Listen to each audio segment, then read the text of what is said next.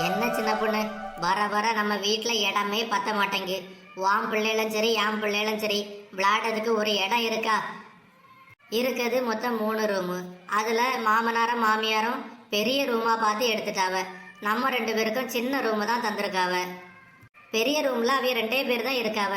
ஆனால் நமக்கு தந்த சின்ன ரூமில் நம்ம புருஷன் பிள்ளைகள் எல்லாரும் இருக்கணும். பிள்ளைகளுக்கு படிக்கிறதுக்கு தனியாக ஒரு இடம் இருக்கா? ஒன்றுமே இல்லை. ஒரே நெருக்கடியால இருக்கு வீட்டிலையே. ஆமாக்கா, அதுக்கு நம்ம என்ன செய்ய முடியும்? கிடைக்க இடத்துல தானே நம்ம இருக்க முடியும். துணி துவைக்கிறதுக்கு ஒரே ஒரு வாஷிங் மிஷின் தான் இருக்கு. நம்ம துணி துவைக்கலான்னு போகும்போது தான் இந்த மாமனாரும் மாமியாரும் துணி துவைக்க கொண்டு போடுவாங்க. அடுக்கலையும் ஒன்று தான் இருக்கு. நமக்கு பிடிச்சது மாதிரி ஏதாவது பண்ணி சாப்பிட முடியுவா? எது பண்ணாலும் எல்லாருக்கும் சேர்த்து தான் பண்ண வேண்டியது இருக்கு.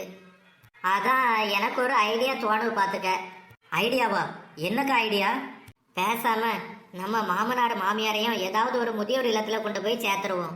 அப்போ அவிய ரூமு காலி ஆயிரும். பெரிய ரூமை யாராவது ஒரு ஆள் எடுத்துக்கிட்டு சின்ன ரூமு 2ஐயும் இன்னொரு ஆள் எடுத்துக்கலாம்.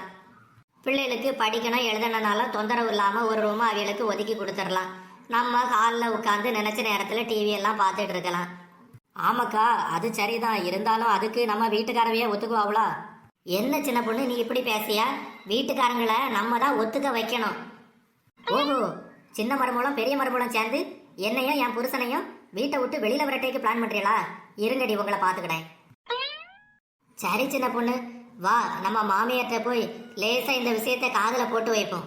எத்தே, என்னம்மா சின்ன மருமூலம் பெரிய மருமூலம் சேர்ந்து வந்திருக்கிறியா? என்ன விஷயம்? எத்தே, வர வர இந்த வீட்டுல இட வசதியே பத்த மாட்டேங்கு. பிள்ளைகள் படிக்கிறதுக்கு கூட ஒரு இடம் இல்லை. கொஞ்சம் கூட ஃப்ரீயாவே இருக்க முடியல இந்த வீட்டுல. அதனால ஆமா மருமகளே, நீங்க சொல்லதும் சரிதான். இந்த வீட்டுல வர வர இட வசதி ஒன்றும் பத்த மாட்டேங்கு. முன்னாடினா நம்ம மட்டும் தான் இருந்தோம். இப்ப பேர பிள்ளை எல்லாம் வந்துட்டுல, அதான் ஒருத்தருக்கு இடம் பத்த மாட்டேங்கு. அதனால நீங்க 2 பேரும் ஒண்ணு பண்ணுங்க. ஆளுக்கு ஒரு நல்ல பெரிய வீடா, நல்ல இட வசதி உள்ள வீடா பார்த்து உங்க குடும்பத்தை கூட்டிட்டு நீங்க வாடகைக்கு போயிருங்க.